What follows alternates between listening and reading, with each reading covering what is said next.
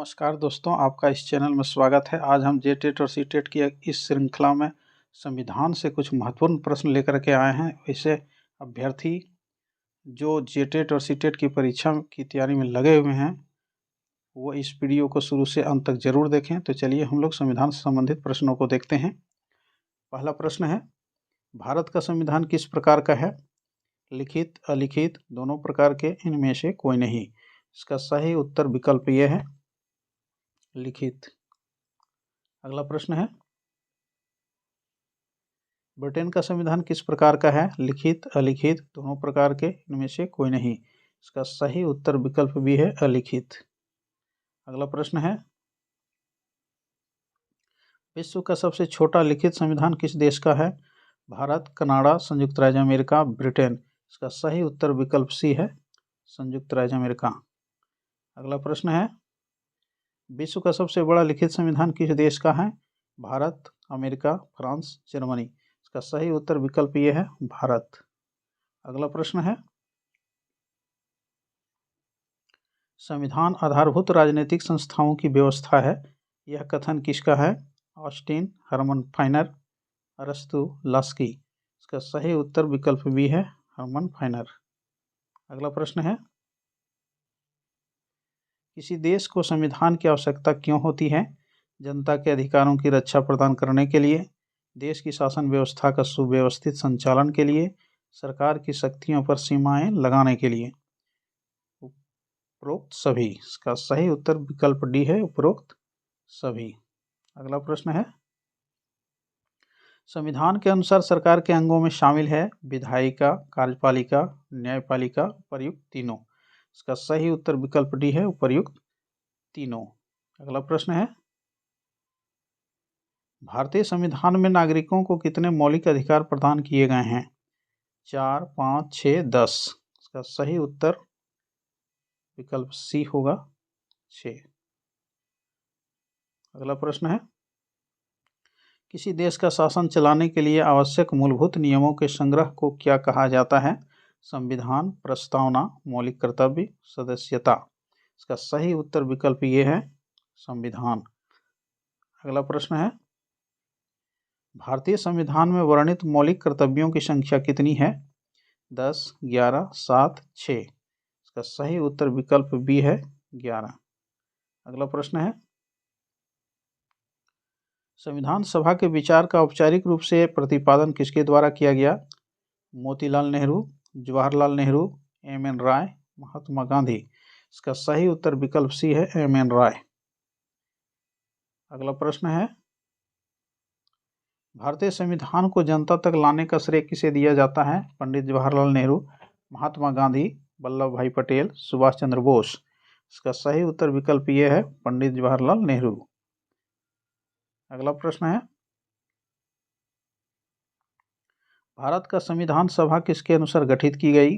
Simon commission का प्रस्ताव, Cripps प्रस्ताव, माउंटबेटन योजना, कैबिनेट मिशन योजना। इसका सही उत्तर विकल्प डी है, कैबिनेट मिशन योजना। अगला प्रश्न है, संविधान सभा की पहली बैठक कब हुई? 9 दिसंबर 1946, 11 दिसंबर 1946, 13 दिसंबर 1946, 26 दिसंबर 1946। का सही उत्तर विकल्प यह है, 9 दिसंबर 1946। अगला प्रश्न है, संविधान सभा के अस्थायी अध्यक्ष कौन थे? B N. Rao, B R. Ambedkar, doctor Rajendra Prasad, Sachchidanand Sinha. इसका सही उत्तर विकल्प सी है, डॉक्टर राजेंद्र प्रसाद। अगला प्रश्न है, संविधान के प्रारूप समिति के अध्यक्ष थे डॉक्टर राजेंद्र प्रसाद, पंडित जवाहरलाल नेहरू, डॉक्टर बी.आर. आम्बेडकर, पुरुषोत्तम दास टंडन। इसका सही उत्तर विकल्प सी है, डॉक्टर भीमराव आम्बेडकर। अगला प्रश्न है, प्रारूप समिति के सदस्यों की संख्या थी 229, 389, 15, 7। इसका सही उत्तर विकल्प डी है, 7। अगला प्रश्न है, प्रारूप समिति के सदस्य नहीं थे डॉक्टर राजेंद्र प्रसाद, एन गोपाल स्वामी अयंगर, अलादी कृष्णा स्वामी अय्यर, के.एम. मुंशी। प्रारूप समिति, देखिए प्रारूप समिति के अध्यक्ष डॉक्टर भीमराव अंबेडकर थे, एन गोपाल स्वामी ये सदस्य थे, ये भी सदस्य थे, और उसके बाद सैयद मोहम्मद सादुल्ला, एन माधवराव और टी कृष्णाचारी। ये राजेंद्र प्रसाद इसमें शामिल नहीं थे, इसलिए इसका सही उत्तर विकल्प ये होगा, डॉक्टर राजेंद्र प्रसाद। अगला प्रश्न है, भारत के संविधान को बनाने में कितना समय लगा? 2 वर्ष 7 माह 23 दिन, 2 वर्ष 11 माह 18 दिन, 2 वर्ष 11 माह 14 दिन, 2 वर्ष 11 माह 23 दिन। इसका सही उत्तर विकल्प बी है, 2 वर्ष 11 माह 18 दिन।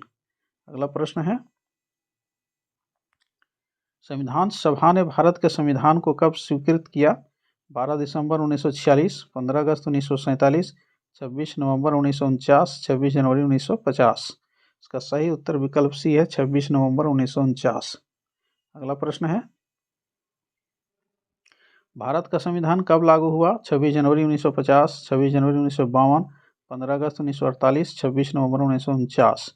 इसका सही उत्तर विकल्प ये है, 26 जनवरी 1950। अगला प्रश्न है, भारतीय संविधान का जनक किसे कहा जाता है?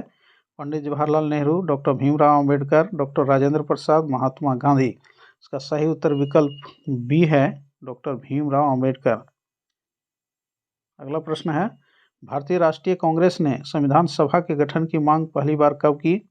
1934, 1924, 1944, 1954। इसका सही उत्तर विकल्प ये है, 1934। अगला प्रश्न है, संविधान के संबंध में कौन सा कथन सत्य है? जिन देशों के पास अपना संविधान होता है वे सभी लोकतांत्रिक देश होते हैं। संविधान समाज के मूलभूत स्वरूप का निर्धारण करता है। केवल ए सही है, केवल बी सही है। देखिए, कह रहा है जिन देशों के पास अपना संविधान होता है वे सभी लोकतांत्रिक देश होते हैं। ये कथन जो है सो सही नहीं है। संविधान समाज के मूलभूत स्वरूप का निर्धारण करता है, ये कथन सत्य है। इसका मतलब है कि विकल्प डी इसका सही उत्तर होगा, केवल बी। अगला प्रश्न है, नेपाल एक गणतंत्र के रूप में कब अस्तित्व में आया? 28 मई 2007, 28 जून 2007, 28 मई 2008, 28 मई 2009। इसका सही उत्तर विकल्प सी है, 28 मई 2008। अगला प्रश्न है, संविधान के उद्देश्य हैं एक ऐसे समाज का निर्माण करना जो न्याय, स्वतंत्रता, समानता और बंधुत्व के सिद्धांतों पर आधारित हो, देश की राजनीतिक व्यवस्था तय करता हो, नागरिकों के मौलिक अधिकारों की रक्षा करना। उपर्युक्त सभी। इसका सही उत्तर विकल्प डी है, उपर्युक्त सभी। अगला प्रश्न है, भारतीय संविधान के मुख्य आयाम हैं संघवाद, संसदीय शासन पद्धति, मौलिक अधिकार, उपर्युक्त सभी। देखिए, मुख्य आयाम, इसका सही उत्तर विकल्प डी होगा, उपर्युक्त सभी। अगला प्रश्न है, संघवाद क्या है? देश में एक से अधिक संघ का होना, देश में एक से ज्यादा स्तर की सरकारों का होना, देश में एक से ज्यादा सत्ता का होना, देश में एक से ज्यादा संघ के लोगों का होना। इसका सही उत्तर विकल्प बी है, देश में एक से ज्यादा स्तर की सरकारों का होना। अगला प्रश्न है, संविधान सभा में महिला सदस्यों की संख्या कितनी थी? 7, 9, 15, 8। इसका सही उत्तर विकल्प सी है, 15। अगला प्रश्न है, भारत में किस प्रकार की शासन प्रणाली अपनाई गई है? अध्यक्षात्मक शासन प्रणाली, संसदीय शासन प्रणाली, तानाशाही प्रणाली, राजतंत्रात्मक प्रणाली। इसका सही उत्तर विकल्प बी है, संसदीय शासन प्रणाली। अगला प्रश्न है, राज्य के किसी भी शाखा द्वारा सत्ता के दुरुपयोग को रोकने हेतु संविधान द्वारा क्या प्रावधान किए गए हैं? शक्तियों का बंटवारा, शक्तियों का केंद्रीकरण, शक्तियों का एकीकरण, इनमें से कोई नहीं। इसका सही उत्तर विकल्प ये है, शक्तियों का बंटवारा। अगला प्रश्न है, राज्य के संबंध में कौन सा कथन सत्य है? संविधान में राज्य शब्द का संदर्भ राज्य सरकारों से नहीं होता है। संविधान के अनुसार राज्य ऐसी राजनीतिक संस्था होती है जो निश्चित भूभाग में रहने वाले संप्रभु लोगों का प्रतिनिधित्व करती है। केवल ये सत्य है, ए और बी दोनों सत्य है। इसका सही उत्तर विकल्प डी है, ए और बी दोनों सत्य है। अगला प्रश्न है,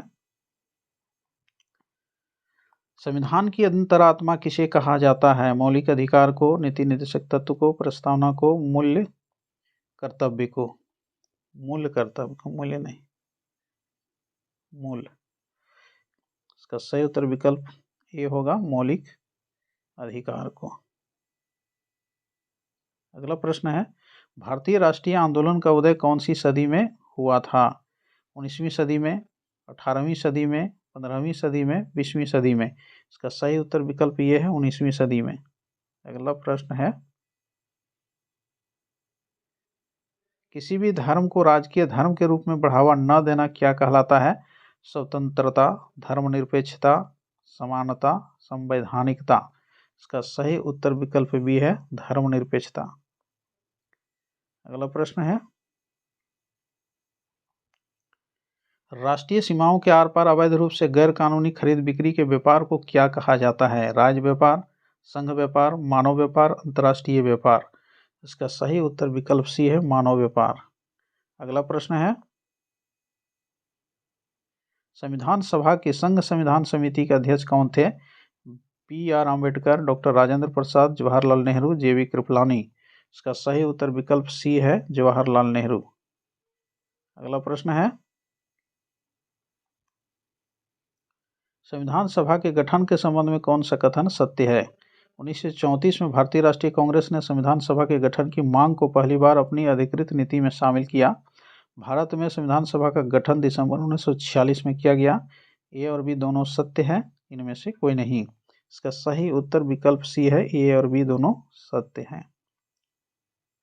अगला प्रश्न है, संविधान निर्माण के समय कौन से अधिकार मौलिक अधिकारों में शामिल थे? समानता का अधिकार, स्वतंत्रता का अधिकार, शोषण के विरुद्ध अधिकार, धार्मिक स्वतंत्रता का अधिकार, सांस्कृतिक एवं शैक्षणिक अधिकार, संपत्ति का अधिकार, संवैधानिक उपचारों का अधिकार? उपर्युक्त सभी। इसका सही उत्तर विकल्प ई है, उपर्युक्त सभी। अगला प्रश्न है, 44वें संविधान संशोधन द्वारा किस मौलिक अधिकार को हटा दिया गया? समानता का अधिकार, संपत्ति का अधिकार, स्वतंत्रता का अधिकार, शोषण के विरुद्ध अधिकार? इसका सही उत्तर विकल्प बी है, संपत्ति का अधिकार। अगला प्रश्न है, संविधान की कुंजी किसे कहा जाता है? प्रस्तावना को, मौलिक अधिकार को, नीति निर्देशक तत्व को, मूल्य कर्तव्य को? इसका सही उत्तर विकल्प ए है, प्रस्तावना को। अगला प्रश्न है, भारतीय संविधान की प्रस्तावना में धर्मनिरपेक्ष, समाजवादी तथा राष्ट्र की एकता एवं अखंडता वाक्यांश किस संशोधन द्वारा समाविष्ट किया गया? 40वें, 42वें, 44वें, 52वें? इसका सही उत्तर विकल्प बी है, 42वें। अगला प्रश्न है, भारत में पहली बार महिलाओं को मताधिकार कब प्राप्त हुआ? 1920, 1926, 1933, 1936?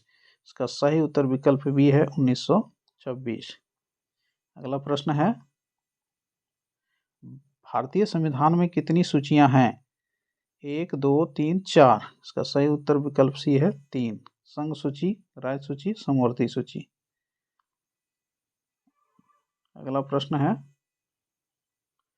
सार्वभौमिक मताधिकार का मतलब है अपने प्रतिनिधियों के चुनाव में देश के सभी लोगों की सीधी भूमिका होती है। इसके अलावा हर व्यक्ति खुद चुनाव लड़ सकता है, चाहे उसकी सामाजिक पृष्ठभूमि कैसी भी क्यों ना हो। ए और बी दोनों, इनमें से कोई नहीं। इसका सही उत्तर विकल्प सी है, ए और बी दोनों। अगला प्रश्न है, समवर्ती सूची के विषयों पर कानून बनाने का अधिकार किसे है? केंद्र सरकार को, राज्य सरकार को, केंद्र व राज्य सरकार दोनों को, किसी को नहीं। इसका सही उत्तर विकल्प सी है, केंद्र और राज्य सरकार दोनों को। अगला प्रश्न है, संसदीय कार्यपालिका में राज्य का प्रधान होता है राष्ट्रपति, राज्यपाल, प्रधानमंत्री, मुख्यमंत्री? इसका सही उत्तर विकल्प ये है, राष्ट्रपति। अगला प्रश्न है, शिक्षा का अधिकार के तहत कितने वर्ष के बच्चों को निःशुल्क एवं अनिवार्य शिक्षा की व्यवस्था की गई है? 0 से 14 वर्ष, 3 से 14 वर्ष, 6 से 14 वर्ष, 3 से 18 वर्ष? इसका सही उत्तर विकल्प सी है, 6 से 14 वर्ष। अगला प्रश्न है, 26 नवंबर 1949 को संविधान पर अंतिम रूप से कितने सदस्यों ने हस्ताक्षर किए? 284, 289, 389, 299। इसका सही उत्तर विकल्प ये है 284। अगला प्रश्न है, भारत के प्रथम राष्ट्रपति कौन थे? Doctor S Radhakrishnan, doctor Rajendra Prasad, Giani Zail Singh, BD. जत्ती। इसका सही उत्तर विकल्प बी है, डॉक्टर राजेंद्र प्रसाद। दोस्तों, ये संविधान से संबंधित कुछ महत्वपूर्ण प्रश्न थे। अगर वीडियो अच्छा लगा हो तो लाइक और शेयर जरूर कीजिएगा, और अगर अभी तक चैनल को सब्सक्राइब नहीं कर पाए हैं तो चैनल को सब्सक्राइब जरूर कर लीजिएगा। तो मिलते हैं अगले वीडियो में, तब तक के लिए धन्यवाद।